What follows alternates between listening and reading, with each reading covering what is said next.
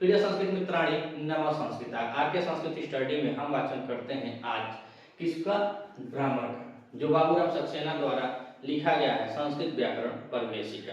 तो आज हम इस पर चर्चा करते हैं। आज ही नहीं, इसके बाद एक एक क्लास करके समझिए कि व्याकरण की हमारी ये पहली क्लास होगी और यहाँ से हम व्याकरण को शुरू करते हैं जो टीजीटी के सिलेबस में आता है। स्पेशल टीजीटी सिलेबस में मान लिया जाए तो गलत नहीं है। ये बाबूराम सक्सेना जी की बुक चलती है ग्रामर की, तो इस पर हम लोग आज से चर्चा प्रारंभ करते हैं।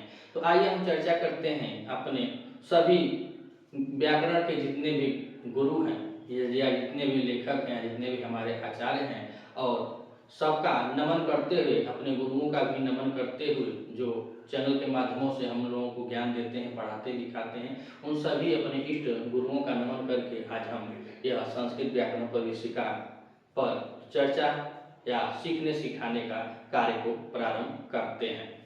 तो आइए देखिए, यहाँ पे बोर्ड पे लगा हुआ है कि मुखम व्याकरणम अस्मृतम, अर्थात मुख क्या होता है, वेदांग पुरुष का व्याकरण जो होता है वह मुख कहलाता है।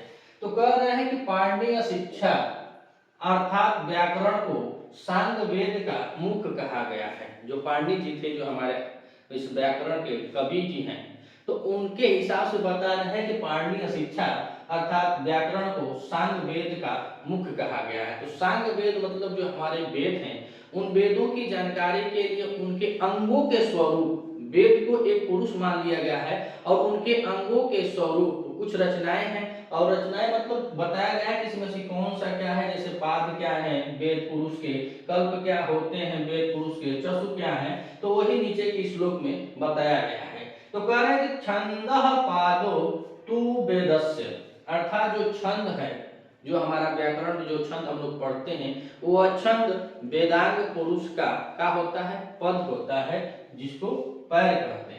तो हम जैसे चलते फिरते हैं, तो हमारे चलने में, फिरने में, चाहे घूमने में, चाहे कोई कार्य करने में, एक स्थान से दूसरे स्थान पे जाने में, या आभूषणों के माध्यम से शोभनीय जो पैर है, उसी तरह इसमें जो छंद होता है वह वेद पुरुष का पाद होता है, यानी कि पद होता है। और कह रहे हैं कि हस्तो कल्पोथ्य पठ्यते, अर्थात वेद में या सांग वेद में हस्त कल्प को हस्त पढ़ा गया है, जो कल्प उसमें है उसको हस्त पढ़ा गया है। और कह रहे हैं ज्योतिषमा नयनम चसु, और जो ज्योतिष होता है, जिस ज्योतिष को देख करके, ज्योतिष शास्त्रों को देख करके जो बनाया जाता है कि मुहूर्त बनता है और सब ब्रह्मांड के और नक्षत्रों के बारे में जो जानकारी प्राप्त होती है, तो हम देखते हैं। तो कह रहे ज्योतिष नयन चसु, यानी वेदांग पुरुष का वह क्या है, चसु है, यानी कि नेत्र है, जिससे पता चल जाता है कि आज अमावस्या है, चाहे उस दिन अमावस्या पड़ेगा, फिर सूर्य ग्रहण पड़ेगा, चंद्र ग्रहण पड़ेगा,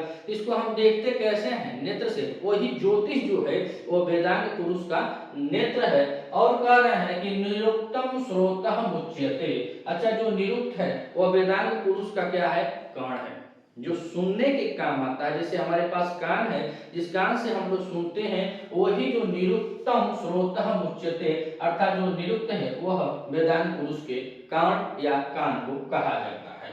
और कह शिक्षा घ्राणम तु वेदस्य, जो शिक्षा है वह घ्राण है। घ्राण मतलब अगर यहाँ बात करें तो घ्राण मतलब होता है नासिका, और नासिका हमारे शरीर में कितना इंपॉर्टेंट होता है, और जितना हमारे शरीर में इंपॉर्टेंट है, उसी तरह शिक्षा जो है वह वेदांग पुरुष के, सांग वेद पुरुष के अंग की तरह वह भी है, तो वह भी उतना ही आवश्यकता होता है। जैसे लोग कहते हैं कि नाक कट गई, नाक कट गई, तो नाक कट नहीं जाती है, नाक तब कट जाती है कि आप क्या मान मर्यादा इज्जत अबरो जब दाव पर लग जाए, चीर चीर हो जाए, उसको लोग कहते हैं कि नाक कट जाती है। और दूसरा कि नाक है तो हम सांस लेते हैं, सांस लेने के बाद कुछ लोग तो रात्रि में खूब खराटा भी मार लेते हैं, तो खराटा का भी काम करता है और सान मान सम्मान का भी काम करता है। उसी तरह जो शिक्षा है वह वेदांग पुरुष का क्या है, तो कह रहे शिक्षा घ्राण तु वेदस्य, अर्थात वेदांग पुरुष का, सांग वेद का क्या है, शिक्षा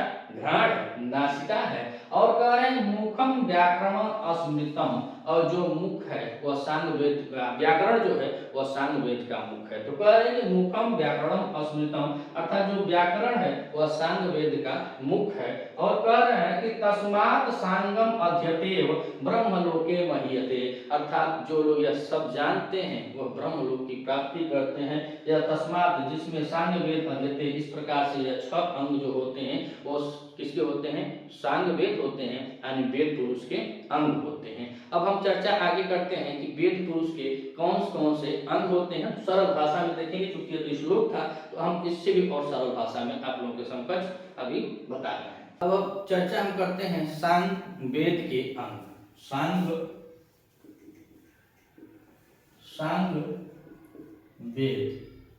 सांगवेद जो है उसको क्या कहते हैं, सांगवेद के अंग। अब हम लोग सरल भाषा में जानेंगे कि सांगवेद के अंग क्या है और उसका मतलब क्या होता है। तो पहले बात आती है 1 नंबर पे शिक्षा। और शिक्षा को यह बताया गया कि जो सांगवेद रूपी जो पुरुष है तो शिक्षा उसकी क्या है, तो लिखा गया था घ्राण।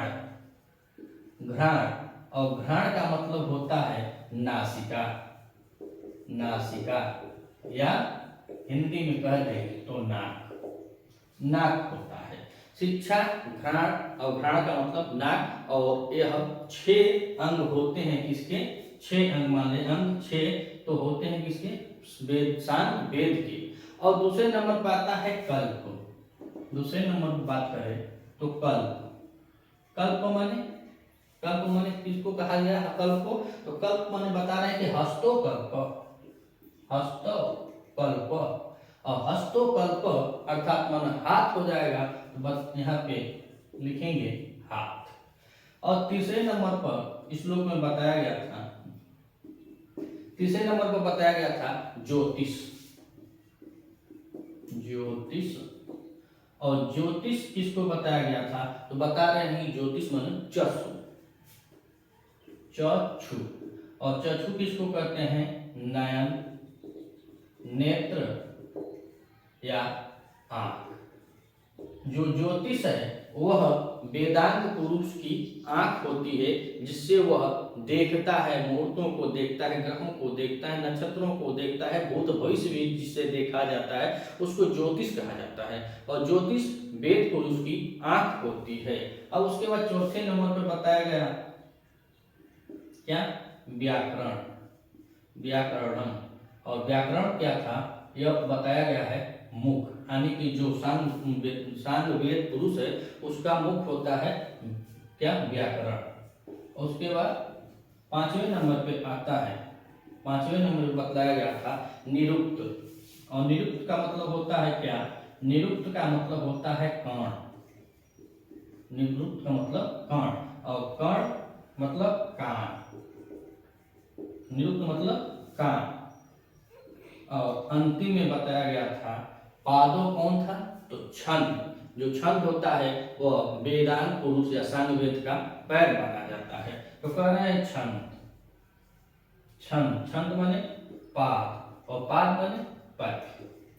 यह 6 अंग हुए। और यह 6 अंग जो वेद पुरुष के सांगवेद कहे जाते हैं, यानी कि वेद पुरुष के सांग मतलब अपने अंग। तो यह अंग है, वेद के साथ जुड़ा गया। तो वेद में सांगवेद के 6 अंग होते हैं। और 6 अंग जो है तो शिक्षा अर्थात घ्राण, और घ्राण मतलब नासिका होती है। और बतलाए कि कल्प हस्तो मतलब कल्प माने हाथ, जो सांगवेद का हाथ होता है। ज्योतिष चक्षु, और नयन नेत्र आंख जो भी कह लें, तो जो ज्योतिष है वो सांगवेद पुरुष का किया है, आंख है। और कह रहे हैं कि व्याकरण जो मुख, और मुख बोलने का काम आता है, जो बोलता है, जिसमें शिक्षा उच्छा पढ़ना लिखना सब कुछ जिसमें आता है उसको व्याकरण कहा जाता है। और कह रहे निरुक्त, और निरुक्त मतलब कण मतलब कान।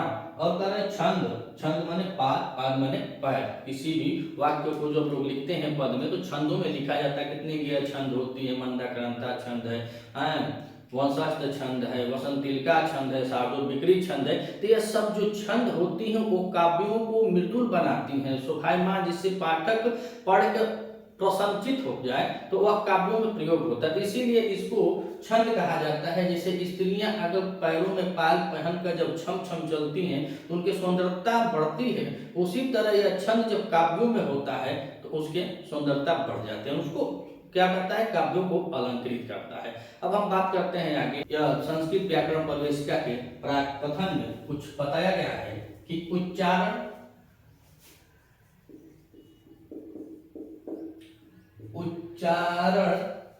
पर विचार करने के लिए, उच्चारण पर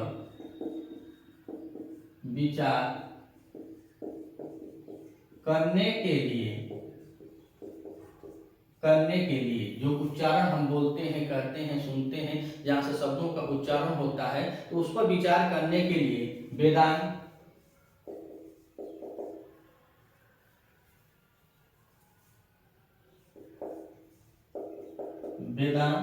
और जो वेदांग है तो उसमें क्या हुआ, शिक्षा। वेदांत शिक्षा के प्रतिपादन के लिए, वेदांत शिक्षा के प्रतिपादन के लिए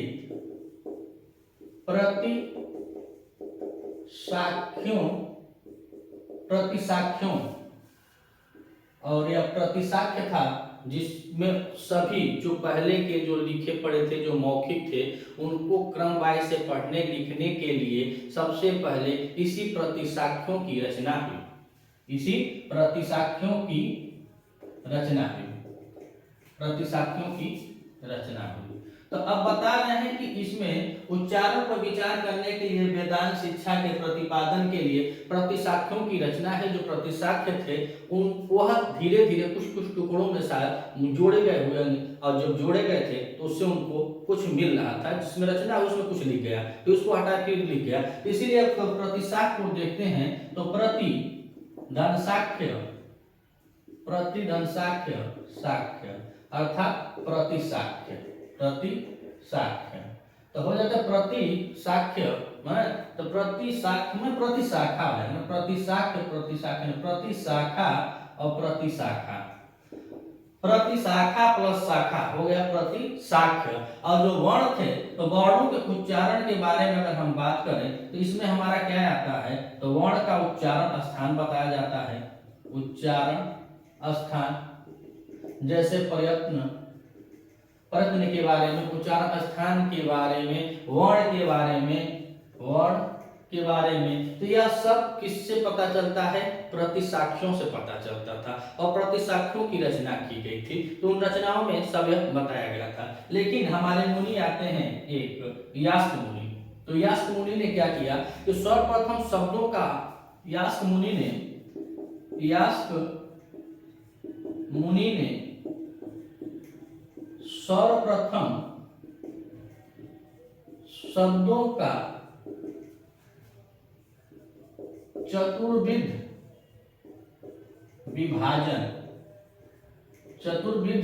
विभाजन किसने किया, तो सर्वप्रथम यास्क मुनि थे, और यास्क मुनि ने सर्वप्रथम चतुर्विध विभाजन किया, किसका, शब्दों का। बताया क्या, नाम,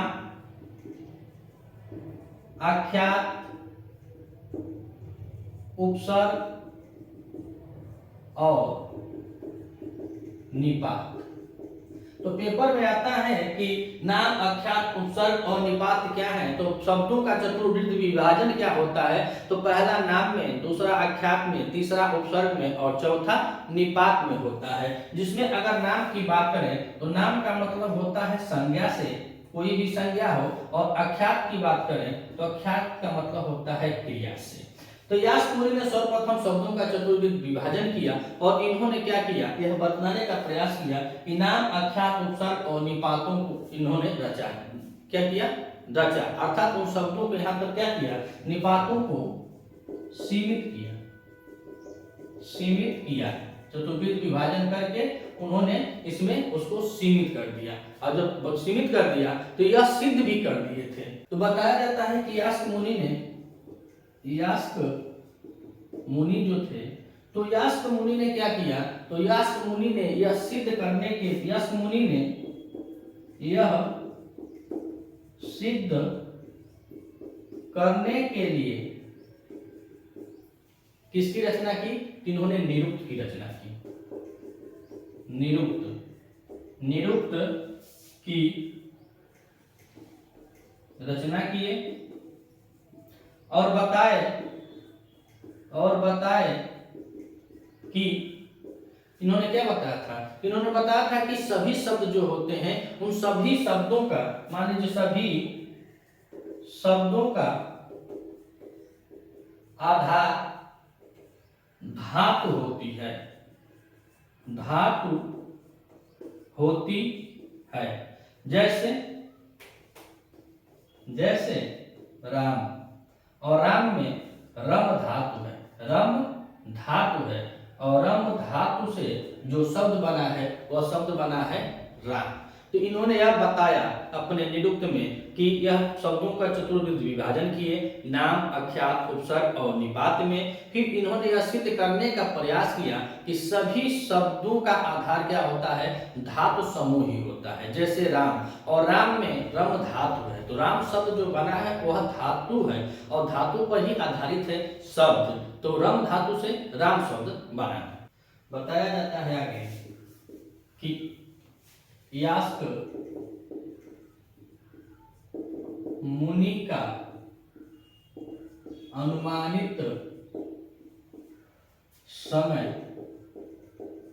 800 ईसा पूर्व, 800 ईसा पूर्व। जो यास्क मुनि थे उनका समय कितना था, समय काल था उनका 800 ईसा पूर्व है।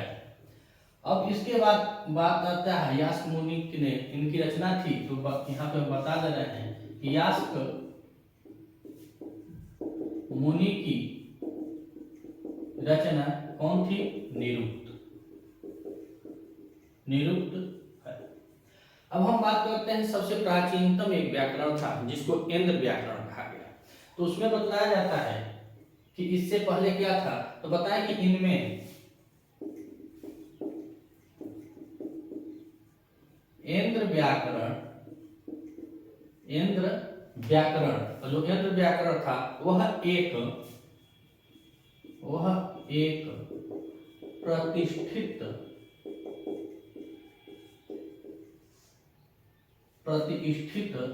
समुदाय, जो इंद्र व्याकरण था वह एक प्रतिष्ठित समुदाय था और वह बहुत दिनों तक रहा। वह व्याकरण एक प्रतिष्ठित समुदाय था जो बहुत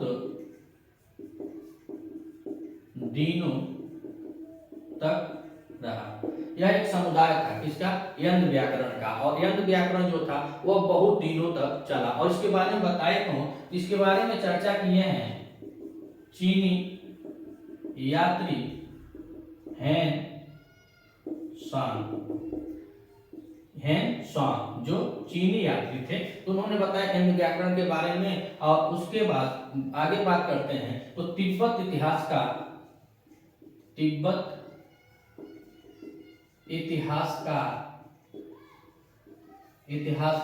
और तिब्बत इतिहासकार ने क्या किया कि सर्वप्रथम इन लोगों के बताया कि यंत्र व्याकरण मतलब ये व्याकरण का जो स्रोत था वह यंत्र व्याकरण था। तो पहले बताया कि चीनी यात्री हेंगसांग थे और तिब्बत इतिहासकार कौन थे, तारानाथ। इन्होंने यंत्र व्याकरण के बारे में बताया कि यह सर्वप्रथम व्याकरण है। जो यंत्र व्याकरण है तो के अनुसार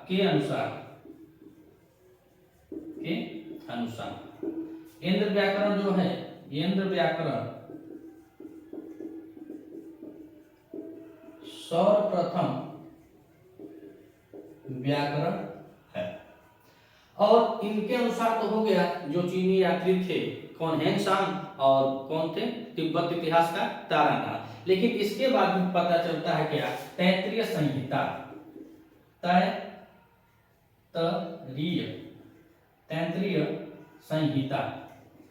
तैत्तिरीय संहिता के अनुसार, अब हम तैत्तिरीय संहिता देखें तो तैत्तिरीय संहिता के अनुसार भी यंत्र व्याकरण ही सर्वप्रथम व्याकरण है।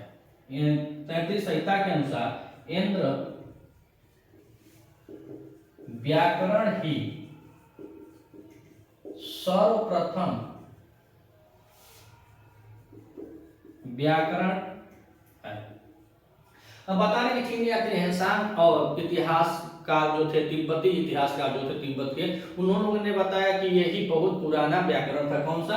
एंद व्याकरण। और एंद व्याकरण को क्या कहते हैं? कलाप व्याकरण भी कहते हैं। कलाप व्याकरण बहुत पुराना था इनके हिसाब से। तो कलाप व्याकरण या एंद व्याकरण ही बहुत पुराना व्याकरण था। और बताया कि तैत्तिरीय संहिता के अनुसार भी एंद व्याकरण जो था वह बहुत पुराना क्या है? व्याकरण है। उसके बाद बताया जाता है कि तोल्काप्पियम।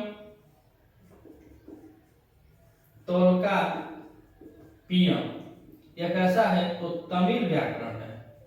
तमिल व्याकरण।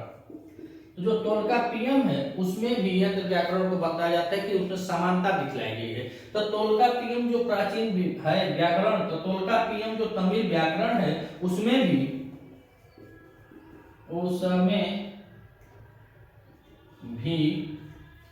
तोल्काप्पियम तमिल व्याकरण में उसमें भी क्या किया गया है? तो यंत्र व्याकरण को यंत्र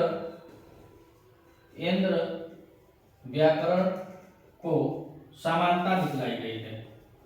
समानता दिखलाई गई है। तो यंत्र व्याकरण जो था वो हमारा बहुत पुराना व्याकरण है और बहुत पुराना व्याकरण था। तो उसी के बारे में लोग बता रहे हैं कि यह व्याकरण जो था, तो यह व्याकरण किसमें था? तो बताया कि यास्कोनी का अनुमानित काल 800 था, उनका निरुक्त था। और इसमें से जो यंत्र व्याकरण है एक प्रतिष्ठित समुदाय था और बहुत दिनों तक चला, और जिसको चीनी यात्री हेनसांग भी बतलाए और तिब्बत इतिहास का तारानाथ भी बतलाए कि यंत्र व्याकरण बहुत पुराना है। फिर तैत्तिरीय संहिता के अनुसार यंत्र व्याकरण क्या है? वह सर्वप्रथम व्याकरण था और उसी को कलाप व्याकरण भी कहा जाता है। और तैत्तिरीय अनुसार हो गया। उसके बाद तोल्काप्पियम तमिल व्याकरण, इसमें क्या होता है? जो तमिल व्याकरण था, तो तमिल भाषा का सबसे पुराना व्याकरण क्या है? तोल्काप्पियम। और तोल्काप्पियम जो व्याकरण था उसमें यंत्र व्याकरण की समानता दिखलाई गई है कि लगभग हो सके तो एक ही साथ दोनों रहे होंगे। और बताया जाता है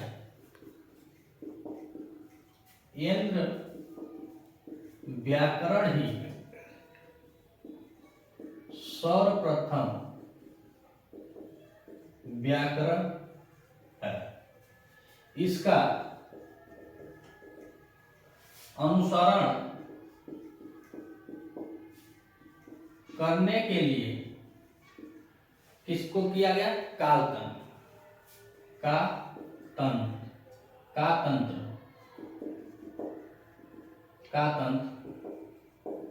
और यह बताया जाता है कि इनका जो हमारे वर रुचि तथा ब्याडी इसी संप्रदाय के थे।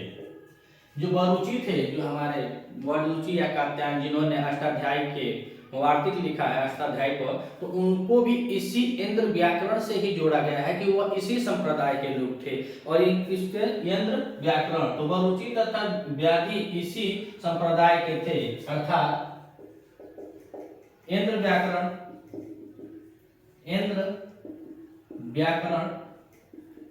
संप्रदाय से जुड़ा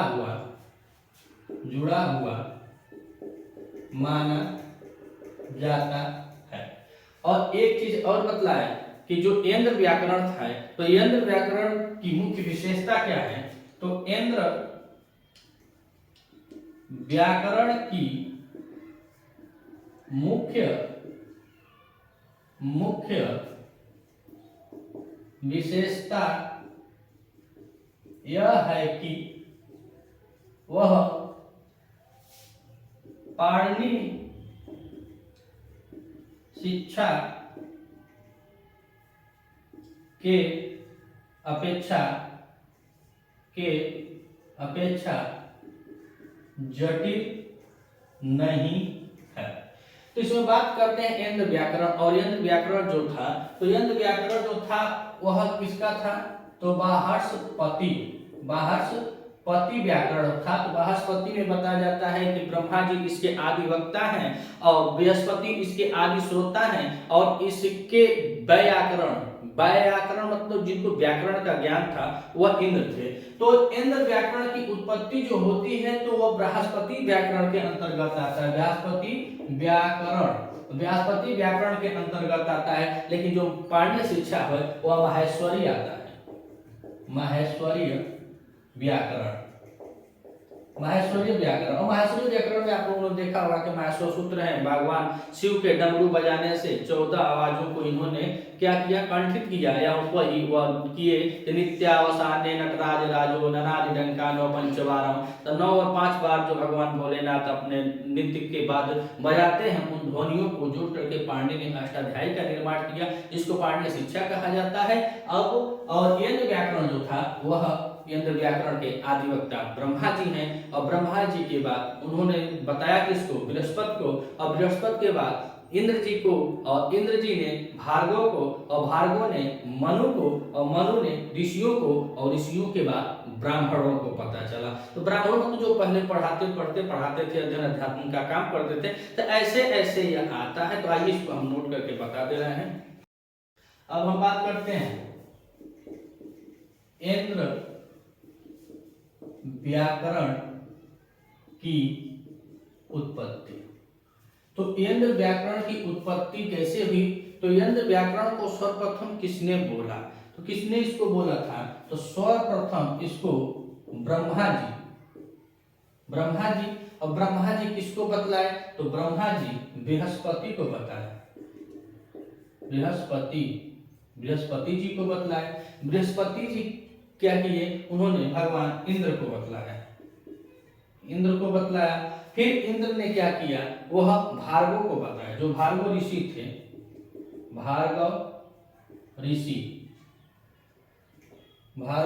को बताया है, भार्गव ऋषि को। और भार्गव ऋषि ने क्या किया? उन्होंने मनु को बताया, मनु जी ने ऋषियों को बताया, और ऋषियों ने ब्राह्मणों को बताया। तो इस तरह यह इंद्र व्याकरण की उत्पत्ति मानी जाती है कि इंद्र व्याकरण की उत्पत्ति। तो इंद्र व्याकरण के आदिवक्ता कहे जाते हैं, आदिवक्ता। आदि मतलब सर्वप्रथम किसने बतलाया था? तो इंद्र व्याकरण को सर्वप्रथम ब्रह्मा जी बोले। तो ब्रह्मा जी किससे बोले? तो बृहस्पति जी से। तो जो बृहस्पति जी हैं, तो बृहस्पति जी को क्या कहा जाता है? तो आदि श्रोता कहा जाता है, आदि श्रोता। अर्थात सबसे पुराने श्रोता कौन थे? अर्थात सर्वप्रथम किसने सुना और सर्वप्रथम किसने बोला? तो इंद्र व्याकरण के वक्ता सर्वप्रथम ब्रह्मा जी हैं, उसके बाद सुनने वाले सर्वप्रथम बृहस्पति जी हैं, और उसके बाद कहा जाता है आदि